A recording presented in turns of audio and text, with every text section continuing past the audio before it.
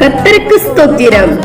இன்றைய நாளுக்கான பரிசுத்த வேதாகம வசனம் லூகா 11 முதல் 2 உள்ள பைபிள் வசனம். நீங்கள் ஜெபம் பண்ணும்போது, பரமண்டலங்களில் இருக்கிற எங்கள் பிதாவே, உம்முடைய நாமம் பரிசுத்தப்படுவதாக, உம்முடைய ராஜ்யம் வருவதாக, உம்முடைய சித்தம் பரமண்டலத்திலே செய்யப்படுகிறது போல பூமியிலேயும்.